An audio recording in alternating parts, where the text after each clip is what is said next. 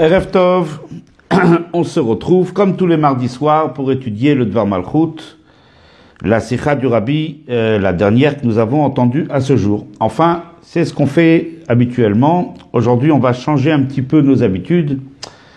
Et tout d'abord, on va expliquer un petit peu de quoi il s'agit, de quelle étude on va faire ce soir.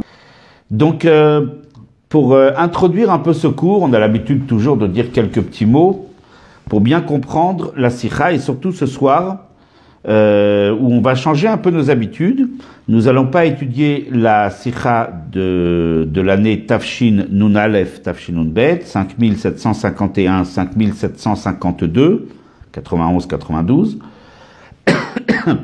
Alors tout d'abord, il faut rappeler un petit point, c'est que l'année où le Rabbi a dit ces Sikhot, donc en Tafshin Nun Aleph, la paracha de Tazria et Metzora étaient ensemble, ce qui est le cas dans la majeure partie des années où les deux parachiotes sont accolés.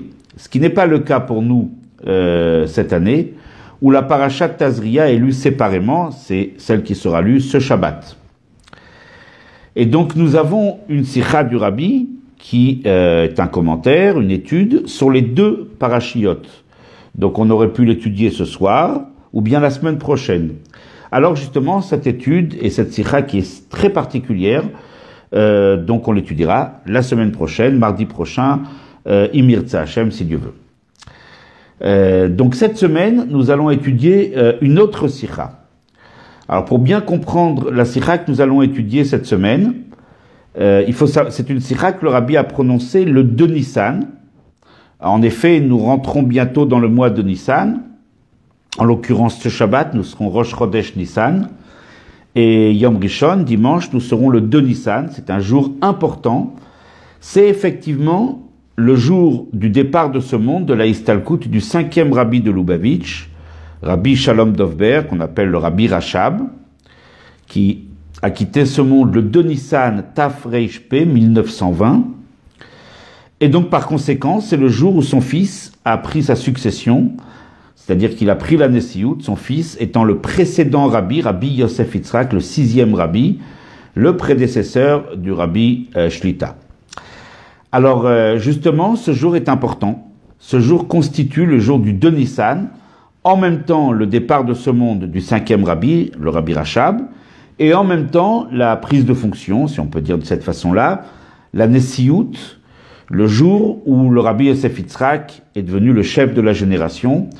Donc justement, à cette occasion-là, le Rabbi a prononcé une sikha dans l'année Tafshin Memchet.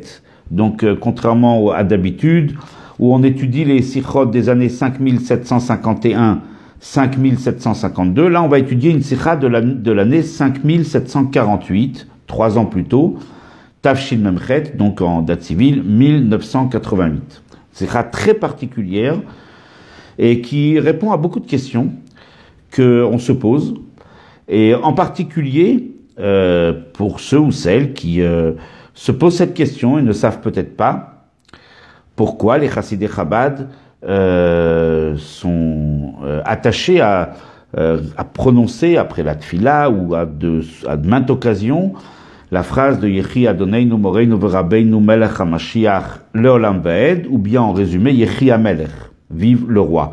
Alors justement, dans cette sikha, le Rabbi l'explique d'une façon très claire, et on va voir donc ce que le Rabbi nous dit. Je rappelle, bien sûr, que dans le cadre de ce cours, nous répétons intégralement les mots du Rabbi.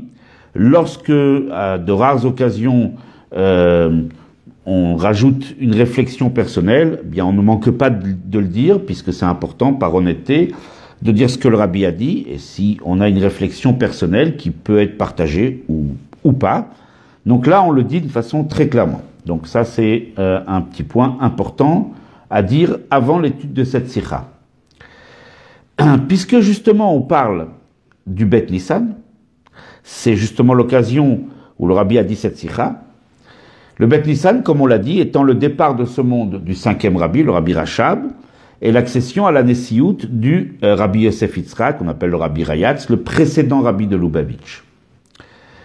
En effet, on pourrait poser la question et s'interroger en quoi cela nous concerne, puisque nous ne faisons pas partie de la génération du précédent rabbi, nous sommes la génération du rabbi, et donc, quelque part, bien sûr, c'est un événement important, mais est-ce que cela a une incidence directe sur nous? Et la réponse, elle est oui, pour une raison très simple, c'est que le rabbi le dit tellement de fois que sa Nessiout, le fait qu'il est le Nassiador, le prince, le chef de la génération, c'est un prolongement de la Nessiout de son beau-père, le rabbi Yosef Yitzhak.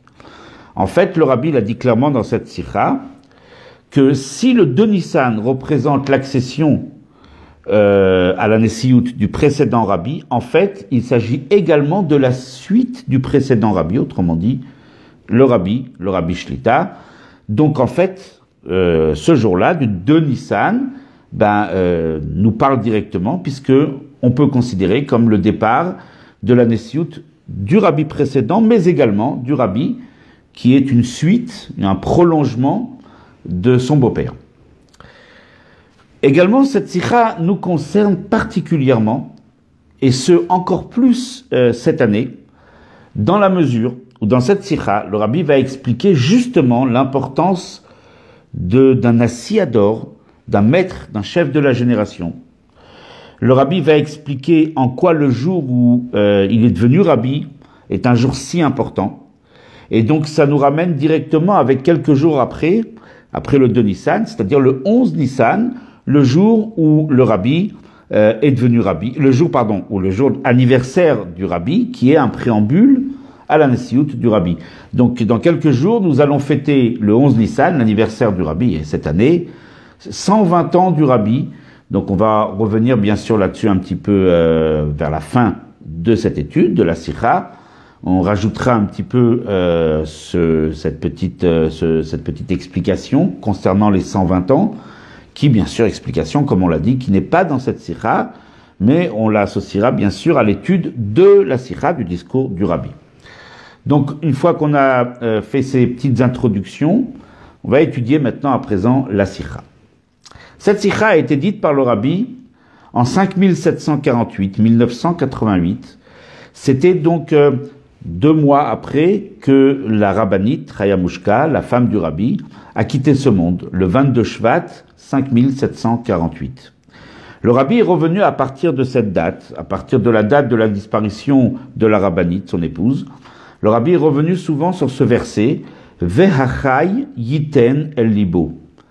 C'est-à-dire que lorsqu'on fait face à quelqu'un, un décès, quelqu'un qui quitte ce monde, le vivant, celui qui reste vivant, celui qui porte le deuil, quelqu'un qui assiste et qui est peiné par cette disparition, donc en l'occurrence ici nous tous, tout le Ham Israël, c'est l'épouse du rabbi. Donc Ve'achai, le vivant, celui qui reste en vie, Yiten elibo, il se doit de prendre à cœur, de réaliser, d'avoir conscience de certaines choses, et donc d'avancer justement, de prendre des enseignements du départ de la personne en question, de tirer des enseignements de sa vie, d'en prendre des exemples et de s'inspirer de cette vie. Ve'achai yiten elibo, on pourrait le traduire, le vivant va s'inspirer justement de ces événements. On appelle ça, donc dans le verset, c'est écrit Ve'achai, le vivant, nous dit le rabbi. Parce que justement, la première leçon que nous devons tirer lorsque justement, en l'occurrence, après le départ de ce monde de la rabbinite, c'est que justement le fait que nous sommes vivants et que nous devons rajouter dans cette vie, nous devons aller de l'avant, nous devons rajouter dans tout ce qui est, bien sûr, de la vie, c'est-à-dire, bien sûr, d'une façon très générale, Torah et mitzvot.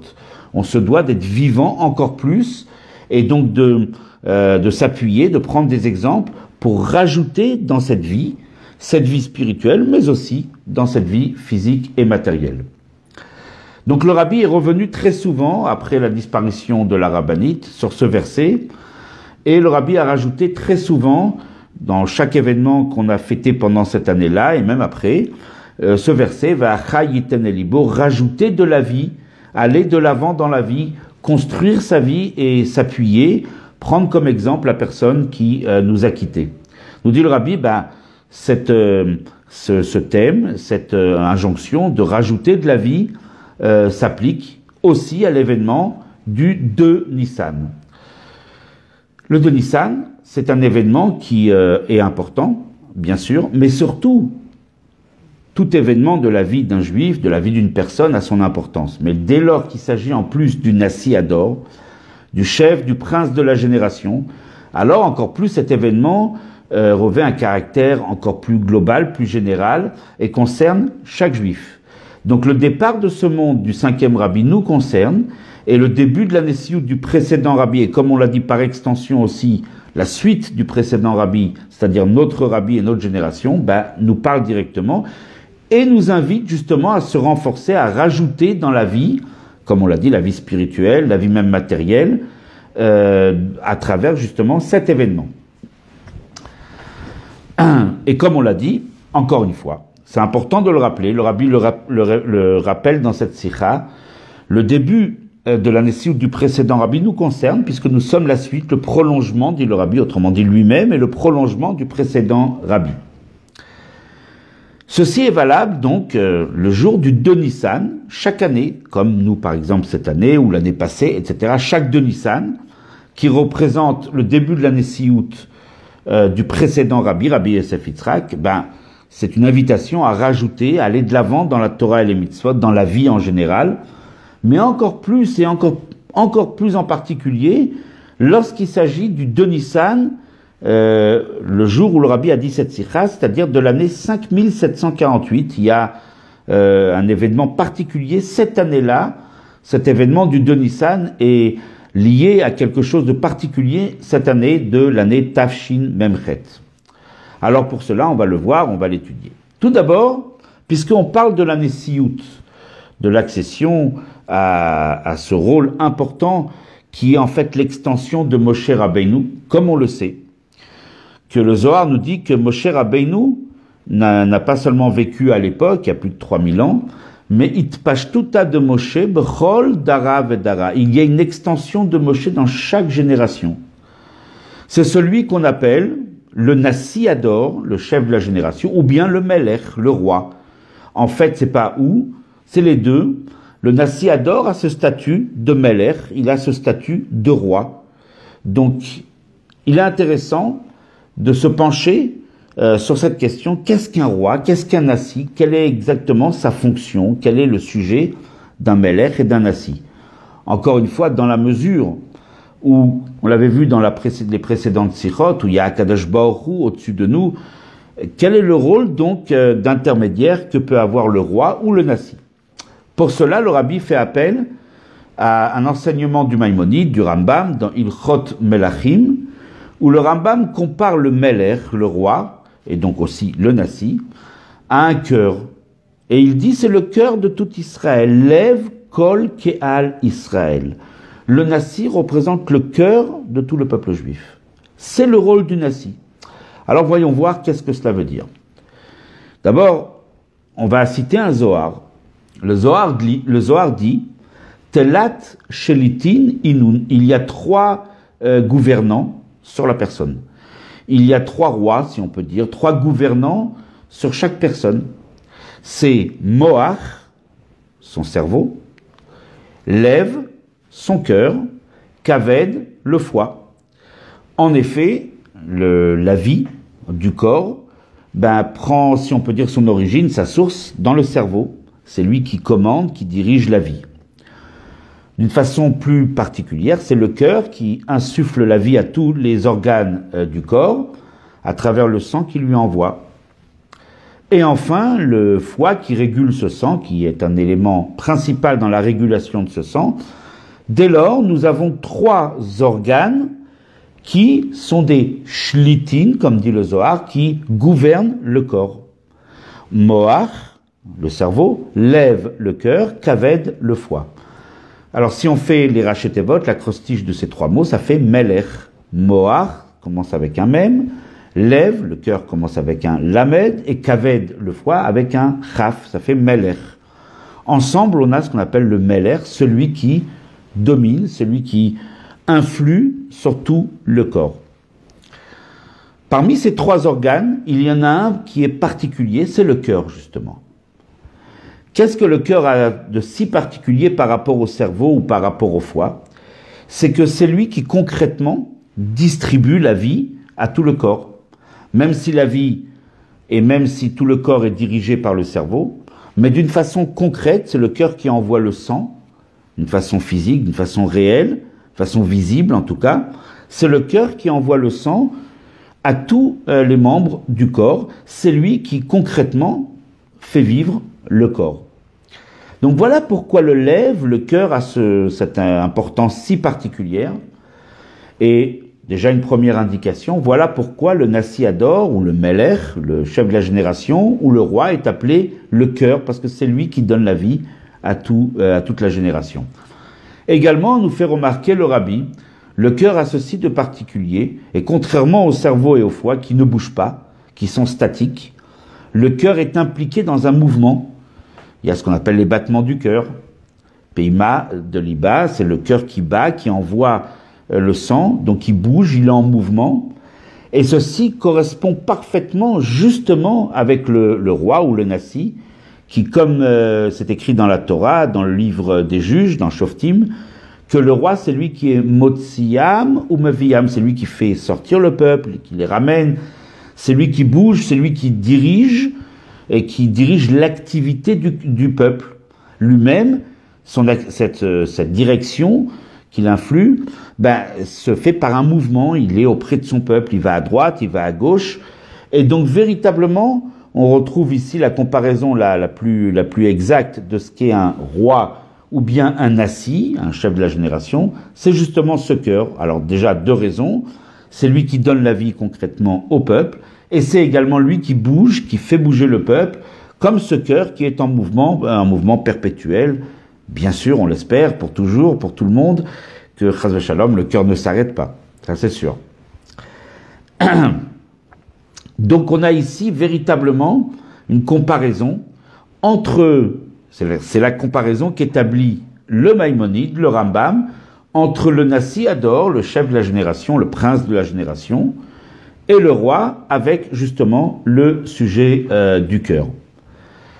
Et lorsqu'il s'agit donc, puisque le Bet Nissan, c'est le jour où le rabbi précédent a pris ses fonctions de Nassi Ador, donc le jour où quelqu'un accède à ce poste important où il va donner la vie au peuple, il va faire bouger le peuple, il va influer la vie.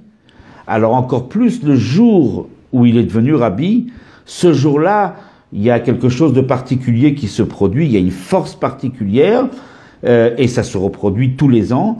Il y a une sorte de regain de force que le roi donne à son peuple le jour de son anniversaire, comme on le sait très bien que le jour de l'anniversaire, Akadosh Baruch Hu donne des forces nouvelles à la personne. Dès lors qu'il s'agit du Nassi Ador, il lui donne des forces nouvelles pour les redistribuer à tout le peuple. Donc le jour de Bet Nissan, ce jour-là, le Nassi de la génération passée, mais par extension aussi, comme le rabbi considère qu'il est aussi la suite du précédent rabbi, donc c'est le jour où le Dor reçoit en particulier sa chayout, sa vitalité du Nassi, bien sûr cette vitalité qui provient d'Akadosh Baruch Hu. Le rabbi nous fait remarquer que ceci est valable encore plus, et encore plus spécifiquement, lorsque c'est le Bet Nissan de l'année Tafshin Memchet, car en effet, il s'agit de la 68e année où le rabbi précédent a pris ses fonctions, et donc où le rabbi est rabbi aussi, ça va ensemble, comme on l'a plusieurs fois dit déjà précédemment. Donc cela fait 68 ans exactement. Le rabbi précédent est devenu Nassi Ador en Taf Reish P en 1920, et donc en Taf Shin Memchet en 1988, c'est donc 68 ans plus tard. Qu'y a-t-il de si particulier avec le chiffre 68 ? C'est la gematria, c'est la valeur numérique du mot Chaim, qui veut dire la vie. Donc si un Nassi Ador donne la vie, le Nassi Ador comme le roi, distribue la vie à tous les gens de sa génération, ceci est d'autant plus valable le jour même où il fête l'anniversaire de son accession à la Nessiout, et encore plus quand c'est Tafshin Memchet, 68 ans après qu'il est devenu le Nassi, 68 qui fait le chiffre Chaim, donc là il y a encore plus de vie qui est donnée par le Nassi Ador à toute la génération.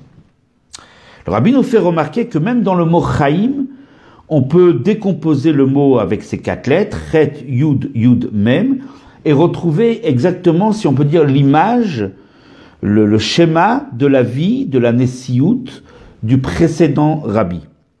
Le précédent rabbi a été rabbi pendant 30 ans, et comme on a dit, la suite c'est le rabbi. Les 20 premières années se décomposent en 10 et 10, c'est-à-dire les 10 premières années où il était rabbi, de 1920 à 1930, Tafresh P jusqu'à Tafresh Petet, c'est à peu près 10 ans. Cela représente 10 ans où le rabbi précédent a pris ses fonctions en Union soviétique, ce qu'on appelait à l'époque l'URSS, et où il a dû sauver le judaïsme au prix du don de soi total, où le rabbi a été bien sûr emprisonné, il a failli bien sûr perdre la vie, que Dieu préserve, et donc ça, cela représente les 10 premières années de sa vie, ça c'est le chiffre 10, qui est symbolisé par la lettre, qui est représentée plutôt par la lettre Yud dans le mot Chaim, au milieu, dans le cœur du mot Chaim, il y a Chet, de l'autre côté il y a Mem, et au milieu il y a 2 Yud. Le premier Yud représente les 10 premières années de sa Nessiout. Le deuxième Yud représente 10, qui représente les 10 années où il a été nassi hors des frontières de l'Union soviétique, c'est-à-dire en Pologne, à Varsovie plus exactement, à Otwock. Et donc, cela représente la deuxième phase de sa Nessiout. Là, c'était plus un Messirut Nefesh, un don de soi pour sauver la Torah et les mitzvot, mais à l'époque, on était avant-guerre, il y avait un kibbutz galouyot, un regroupement des Bnei Israël en Pologne, il y avait des millions de juifs, et le rabbi précédent avait comme rôle de leur enseigner la chassidoute, les sources profondes, les sources cachées, les secrets de la Torah, le sens ésotérique de la Torah. Donc ça, c'est les 10 années suivantes. Donc on a les 10 premières années, plus les 10 suivantes, ça fait Yud et Yud. Ensuite, autour, on a le Chet qui commence le mot Chaim, et le Mem qui le termine. Chet fait 8, Mem fait 40, ça fait 48, nous dit le rabbi. C'est les 48 ans qui vont suivre après. C'est-à-dire, dans ces 48 ans, nous avons les 10 années où le rabbi précédent, il est rabbi, mais cette fois-ci dans sa troisième phase aux États-Unis, plus les 38 ans après son départ de ce monde, le 10 Shvat 5710, Tafshin Yud, 1950, donc les 38 ans suivants qui sont donc où le rôle est assumé par le rabbi Shlita, notre rabbi. Donc en tout, il y a les 10 premières années, les 10 suivantes, et le Chet est le même faisant 48. On a donc les 48 années de la Nessiout du rabbi précédent, les 10 dernières dans ce bas monde, plus les 38 ans suivantes, bien sûr, incarnées par le rabbi. Donc on voit vraiment que la 168e année de la Nessiout du précédent rabbi est liée avec le mot Chaim, avec la vie. C'est donc tout particulièrement que ce jour-là, on reçoit beaucoup de vie, une vie bien sûr spirituelle et aussi matérielle. Là est, si on peut dire, le sujet un petit peu du Nassi Ador, et en l'occurrence précisément Rabbi Yosef Yitzhak. Le rabbi nous invite à une réflexion profonde. Maintenant, on a vu le sujet plus tôt, on a parlé du Nassi Ador lui-même. Il est intéressant de voir le Nassi Ador dans sa relation avec le peuple juif. Il est tel qu'il est lui-même, bien sûr, mais avant tout, le Nassi Ador, c'est le maître, le prince, le chef de la génération, et donc de voir comment est-ce qu'il agit avec sa génération. Et là, on voit justement par rapport au Nassi, ou bien, comme on a dit, le Melech, le roi, on peut trouver 2 sujets qui sont opposés. C'est une sorte de paradoxe en même temps. D'un côté, le roi est au-dessus du peuple. De l'autre côté, le roi est proche du peuple. Il y a en même temps une distance, mais en même temps aussi une proximité. Les deux vont de pair. Et l'explication est la suivante. D'abord, bien sûr, il y a une distance entre le roi et le peuple. Quelle est cette distance? C'est très simple. Déjà, le roi est au-dessus du peuple, sinon il n'aurait pas été le roi. Il est ce qu'on appelle le lachon de Romemout, il est élevé au-dessus du peuple, il a des facultés, des possibilités plus grandes, et c'est la raison pour laquelle il a été choisi comme roi. On est bien sûr dans un système voulu par la Torah, où le roi est choisi justement en fonction de sa hauteur et de sa grandeur, qui est bien sûr au-dessus même de tout le peuple. Également, on peut le trouver d'ailleurs dans le livre des juges, Shoftim, le livre de Shoftim, dans la Bible, dans le Tanakh, où il est écrit, où revient le terme de Mishirmo Vamala. Il a une stature, une hauteur plus grande que les gens de la génération. Donc le roi possède cette hauteur par rapport aux gens, par rapport à ses sujets. Également, le peuple s'appelle Am, Ayin, Mem. Quelle est la racine étymologique du mot Am? Ou du moins, comment peut-on rapprocher, avec quel autre mot peut-on rapprocher le mot Am? Nous explique la Chassidoute avec le terme de Omemot. Omemot, c'est un terme qui est dit dans le Talmud et qui est bien expliqué dans la Chassidoute, qui veut dire, qui se rapporte aux braises. Gechalim Omemot. C'est des braises incandescentes, c'est-à-dire, il y a un feu à l'intérieur, ce feu n'est pas visible, mais il y a un feu caché à l'intérieur. Autrement dit, il y a un feu, mais ce feu est loin d'être le grand feu qu'il y avait avant. Lorsqu'on retire une braise du feu, lorsque visuellement il n'y a plus le feu sur cette bûche de bois, il reste à l'intérieur de la braise, de cette bûche de bois, une petite étincelle qui se trouve à l'intérieur. C'est-à-dire qu'en même temps, c'est du feu, comme le feu qui était à l'origine, mais avec une énorme distance. Comment peut-on comparer le grand feu qui prenait dans la cheminée avec cette petite braise incandescente qui est cachée au cœur même de cette bûche de bois? Il y a une distance. Donc l'idée de Gechalim Omemot, les braises incandescentes, Omemot, qui est écrit avec un Ayin, cela fait référence avec Am. En effet, le peuple est de la même nature que le roi. On ne peut pas être roi sur des fourmis ou sur des chats. On est roi sur des sujets, sur des êtres humains. Donc il y a un rapport entre le roi et le peuple, mais en même temps, comme le feu et la braise, c'est un rapport qui est très éloigné.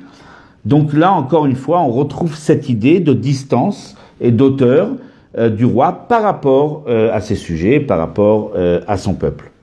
Également, la Torah nous dit dans la paracha de Shoftim, la Torah nous dit « Som tasim alecha melech » tu placeras sur toi un roi. Et nos sages dans le Talmud, dans le traité Sanhedrin, nous disent ce que veut dire « tu placeras sur toi un roi » Shetehe eimato alecha, que sa crainte, elle soit sur toi. Tu le placeras sur toi. Autrement dit, ta relation avec ton roi sera une relation de crainte, de respect, de distance, car le roi est au-dessus de toi. Donc, de tous ces éléments, nous voyons un aspect, donc le premier aspect du roi et de la royauté, qui est celle d'être au-dessus du peuple, au-dessus des sujets. Mais de l'autre côté, le roi a une proximité avec son peuple, comme on l'a vu justement par rapport à ce que enseigne le Maïmonide, le Rambam, que le roi est considéré et comparé plutôt au cœur, c'est-à-dire que c'est lui qui donne la vitalité, comme le cœur donne la vitalité aux membres du corps, ainsi le roi donne la vitalité à ses sujets. Donc il y a un rapport, il y a une liaison, il y a une proximité, comme le cœur est proche des membres. Pour leur distribuer le sang, la vitalité, il doit être proche d'eux, il doit s'établir une liaison, un rapport entre eux et lui et le cœur. Pareil, le roi, le Nassi, a aussi cette proximité avec son peuple. Ça, c'est l'autre aspect de la royauté. Également, que nous disent nos sages? Ein melech beloam, il ne peut pas y avoir de roi sans peuple. Autrement dit, le roi, quelque part, a besoin d'un peuple. On ne peut pas se déclarer roi, je suis le roi, mais si on n'a pas de sujet, on est roi de rien du tout. Donc on n'est pas roi. Donc le roi, quelque part, a besoin de son peuple, ce qui prouve bien qu'il y a une liaison, il y a un rapport étroit entre le roi et le peuple. Le rabbi nous ramène également qu'à l'époque des rois de la maison de David, lorsque ceux-ci étaient intronisés, et même après, lorsqu'ils passaient, lorsqu'on les voyait, le peuple criait « Yechi Amelech » que vive le roi. Autrement dit, le peuple dit au roi « Yechi Amelech », le peuple quelque part valide, si on peut dire le roi, et plus encore, nous dit le rabbi, en disant « Yechi Amelech », que vive le roi. Cette phrase est entendue d'Akadosh Baruch Hu. Quand le peuple crie et dit que vive longtemps, que se prolonge la vie du roi, donc Akadosh Baruch Hu valide et donc donne plus de vie au souverain. Et donc, le peuple, en disant Yechi Amelech, ils ont cette possibilité de rajouter de la vie au roi. Nous voyons ici véritablement un lien très fort entre le peuple et le roi. Le peuple a ce pouvoir, cette possibilité de donner de la vie au roi. Et ça, c'est justement une partie extraordinaire. Le roi donne la vie au peuple, mais le peuple lui donne aussi de la vie. C'est donc qu'il y a une liaison très forte entre eux. Alors tout à l'heure, on a parlé de l'aspect de l'élévation du roi par rapport au peuple, ce qui est tout à fait vrai. Mais en même temps, et c'est là le paradoxe, en même temps, le roi aussi a cette proximité avec le peuple, cette relation à double sens, où le roi donne au peuple et le peuple donne au roi. L'un a besoin de l'autre et vice-versa. Donc véritablement, on voit ici ces deux notions qui vont dessiner la relation entre le roi et le peuple. D'un côté une élévation, mais de l'autre côté une proximité. Ça c'est pour parler du roi, pour parler du peuple. Et donc, bien sûr, le jour où un roi est devenu roi, donc forcément, il donne plus de vie à son peuple, et son peuple lui rajoute de la vie en proclamant Yechi Amelech. Donc voilà pourquoi le jour de l'intronisation d'un roi ou d'un Nassiador, d'un maître de la génération qui est comparé à un roi, comme Moshe était appelé aussi un roi. Donc ce jour-là, effectivement, il y a une vie qui est donnée de l'un à l'autre, du peuple au roi et du roi au peuple. Voilà pourquoi le jour de Beth Nissan est si important, le jour de la Nessiout du précédent Rabbi et par extension le début de notre Nessiout, de la Nessiout de notre Rabbi. Donc effectivement, ce jour-là a une importance particulière. Le Rabbi revient sur cette phrase de Yechi Amelech que prononce le peuple pour rajouter de la vie au roi. Et le Rabbi dit les mots suivants. Tochana shelach razazu. Quel est le sens de cette proclamation? Autrement dit, aujourd'hui. Le Rabbi nous dit, c'était valable à l'époque, au temps des rois de la lignée de la maison de David, mais aujourd'hui, qu'est-ce que cela peut procurer, qu'est-ce que cela peut amener, le fait de dire Yechi Amelech? Nous dit le Rabbi, déjà c'est une affirmation, en disant Yechi Amelech, que vive le roi, autrement dit le Nassiador, le maître de la génération. C'est une sorte de proclamation et d'affirmation qu'est arrivé le moment que se réalise Akitsu Virananu Shochne Afar, que se réjouissent, se réveillent d'abord, se réjouissent ceux qui résident sous la poussière, en l'occurrence le rabbi précédent qui a quitté ce monde. Lorsqu'on dit Yechi Amelech, donc on rajoute de la vie au roi, en l'occurrence au Nassi de la précédente génération, celui qui a pris ses fonctions le jour du Beth Nissan, le jour du 2 Nissan, en disant Yechi Amelech, on lui rajoute de la vie.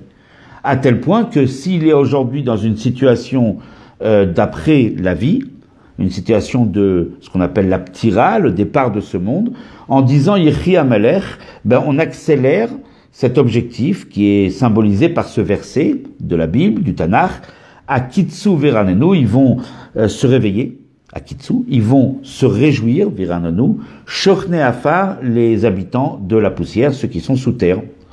Donc déjà, le fait de dire Yechi Amelech, cela rajoute de la vie, au rabbi précédent, tout simplement. Et le rabbi le dit, Kvod Kedushat Mori Vechami Admur Nesidoreinu, mon beau-père, le précédent rabbi de la génération précédente. Déjà, de dire Yechi Amelech lui rajoute de la vie. C'est déjà un bénéfice assez important.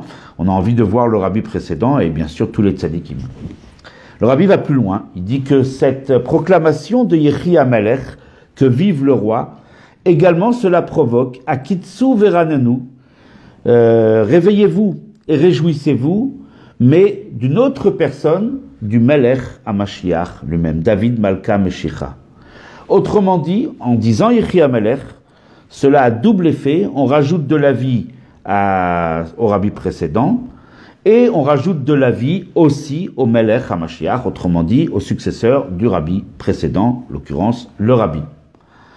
Ça, c'est ce que le rabbi a dit. Mais là, on est obligé de s'arrêter quelques instants pour voir ce que le rabbi a dit dans cette sikha. Et que lorsque cette sikha a été rédigée à l'écrit, le rabbi l'a dit oralement, lorsqu'elle a été rédigée, la rédaction, ceux qui ont rédigé la sikha, ils ont écrit que le Yechi Amelech, la proclamation de vive le roi, a la capacité, la possibilité de rajouter de la vie au rabbi précédent, ainsi qu'au Melech HaMashiach. Et la phrase à chaque fois était la même, de provoquer la réalisation de Akitsu Verananu Shochne Afar. On le rappelle, réveillez-vous, premièrement, réjouissez-vous, habitants de la poussière. Et là, alors que la première phrase sur le rabbi précédent a été validée, le rabbi l'a laissée, en l'occurrence, dès lors qu'il s'agissait de la deuxième partie, c'est-à-dire à propos de Mashiach, le rabbi a enlevé Shochnei Afar, résident de la poussière. Il s'est contenté de dire que le Yechi HaMelech rajoute de la vie au Melech HaMashiach et provoque son réveil et sa réjouissance. Mais il a enlevé le mot Shochnei Afar, le rabbi l'a barré, ce n'est pas dans la sikha. Vous pouvez regarder la sikha corrigée par le rabbi, la sikha du 2 Nissan 5748. Et donc, par rapport au Melech HaMashiach, le Melech HaMashiach n'est même pas Shochnei Afar. C'est véritablement un enseignement très clair que par rapport au Melech HaMashiach, il n'y a pas de sujet de mort. Ça, c'est pour la petite, entre guillemets, la petite histoire. Mais on le sait très bien, en regardant la sikha, on voit bien qu'il n'y a pas Shochnei Afar, résident de la poussière, par rapport au Melech HaMashiach. Le rabbi va plus loin, et dans une troisième partie, il dit que Yechi HaMelech a la possibilité de rajouter de la vie au précédent rabbi, de rajouter de la vie au Melech HaMashiach, mais plus encore, nous dit le rabbi, en disant Yechi HaMelech, on procède à un couronnement.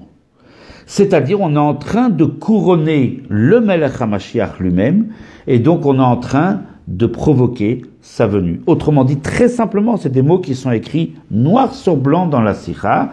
Lorsque nous disons Yechi HaMelech, à part le fait qu'on rajoute de la vie au précédent rabbi et au Melech HaMashiach, à part cela aussi, on est en train de couronner le roi et donc de provoquer sa venue le plus rapidement possible. Donc voilà le bénéfice de Yechi HaMelech. On rajoutera, ce qui n'est pas écrit dans la sikha, je le précise à chaque fois, bien sûr, on essaye d'être honnête quand on répète les paroles du rabbi, mais dans une autre sikha du rabbi, quelques années après, une sikha qu'on a étudiée dans le cadre du Dvar Malchut, la sikha de Toldot Tav Shin Nun Bet, fin 91, le rabbi nous dit qu'il y a une phase où le Melech HaMashiach va se révéler, il va être connu, ça sera lui le Melech HaMashiach, et nous dit le rabbi, cette phase, c'est déjà produite. C'est des mots très clairs dans la sikha de Toldot Tav Shin Nun Bet.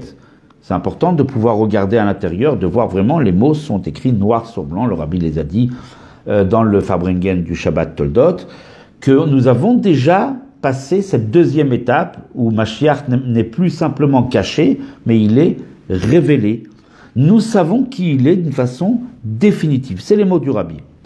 Néanmoins, il reste une troisième étape où cette révélation doit être portée à la connaissance du monde entier.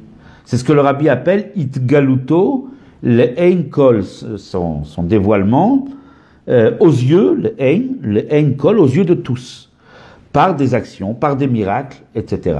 Ceci, nous dit le rabbi, se passe progressivement, jour après jour, où celui qui a été révélé comme Mashiach, et comme nous dit le rabbi, c'est-à-dire qu'il a déjà reçu sa feuille de route, il a reçu sa mission du Créateur, d'Akadosh Baruch Hu, de délivrer le Ham Israël. Et pour arriver justement à la Géoula, à l'étape définitive de la Géoula, jour après jour, on le voit réaliser des miracles, œuvrer dans le monde, de façon à ce que cette révélation se fasse au fur et à mesure de plus grande et plus grande. Le rabbi compare ça à la lune, qui le premier du mois est déjà révélée, contrairement au jour d'avant, le 29. Le premier du mois juif, bien sûr, elle est révélée. Et ensuite, elle va aller en grandissant, sa lumière va aller en ordre croissant jusqu'au 15 du mois où elle va être totale. Donc, nous explique le rabbi que maintenant que nous avons déjà dépassé, c'est les mots mêmes de la sikha du rabbi, nous avons dépassé cette deuxième étape de la révélation de Mashiach. Maintenant, il faut accompagner nous avons un rôle, chacun dans la génération a un rôle d'accompagner cette révélation. Elle va pas se faire toute seule de la part du Melech HaMashiach. Il attend que nous nous lui donnons la main, nous agissions avec aussi nos propres moyens.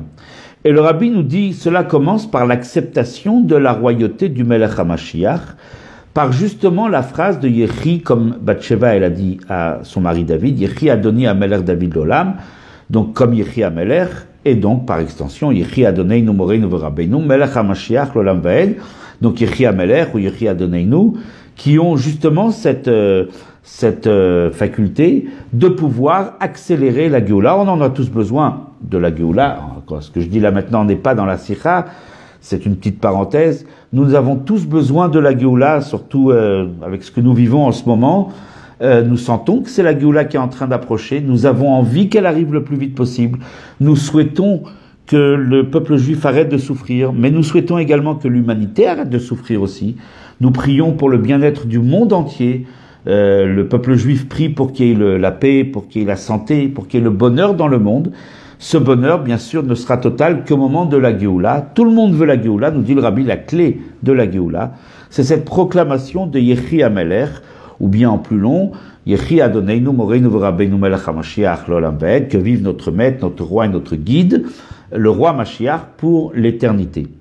Donc voilà qu'est-ce que nous pouvons faire pour ajouter justement de la vie au précédent Rabbi, pour ajouter de la vie au Rabbi, même qu'il n'y a pas, au sujet de Melech HaMashiach, Shochnei Afar, il n'y a pas résident sous terre, mais qui réside sous la poussière, mais nous pouvons lui rajouter de la vie, c'est-à-dire, justement, alors en l'occurrence, à l'approche du Yud Aleph Nissan, de son anniversaire, 120 ans, qui représente une perfection, nous avons cette possibilité aussi de rajouter de la vie au roi.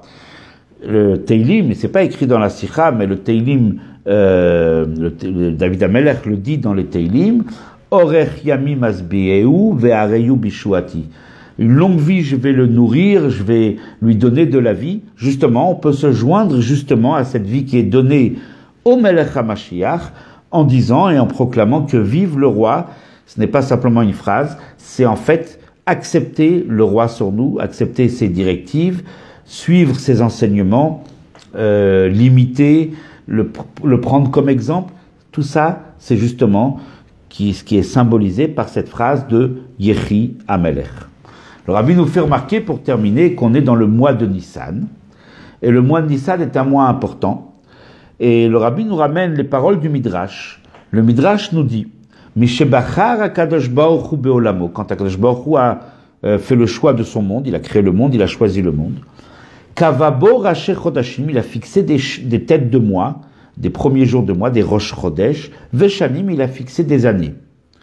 Par contre, ça c'était donc quand HaKadosh Baruch Hu a choisi à voter le monde. C'était l'élection qu'HaKadosh Baruch Hu a effectuée. Il a choisi son monde, c'est son monde.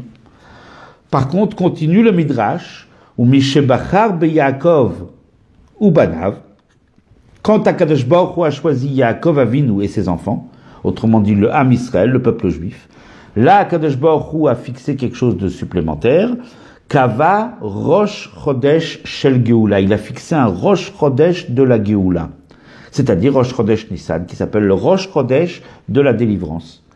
Shebo Nig'alu, puisque c'est ce mois-là où les Bnei Israël ont été délivrés d'Égypte, ou Bo Atidin les Gaël, et c'est ce mois-là où ils vont aussi être délivrés, comme il est dit qu'il y a une analogie entre la future délivrance et celle d'Égypte, qui est Metzetra Meret Mitzraïm Arenu Niflaot, comme au moment de ta sortie d'Égypte, je te montrerai donc des merveilles. Donc véritablement, le mois de Nissan, Rosh Chodesh Nissan, le mois de Nissan, a un rapport direct avec la Géoula. Le mois de Nissan également a aussi un rapport avec le Nassi, effectivement. Le premier Nissan, la Shrina est descendue, c'était le 8e jour de l'édification du sanctuaire, du désert, du Mishkan. Le 8e jour était donc Rosh Chodesh Nissan. À partir de Rosh Chodesh Nissan, tous les Nessiim, les chefs de tribu, comme il y a le chef de la génération, il y a les chefs de tribu, chacun, chaque jour à son tour, est venu apporter des cadeaux au Mishkan, des sacrifices, toutes sortes de choses, au nom de toute sa tribu.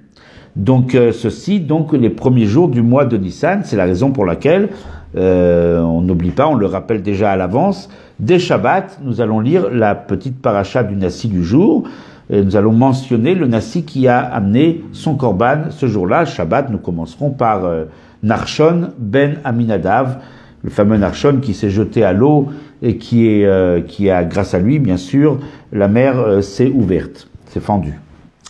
Et donc Nissan est en même temps lié avec la Géoula et aussi en même temps lié avec le Nassi, comme on vient de le voir.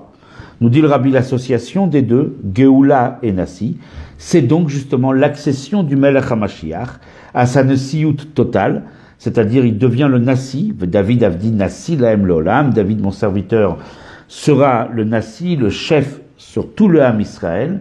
Donc véritablement, nous sommes dans le mois de Nissan, le mois de la Géoula.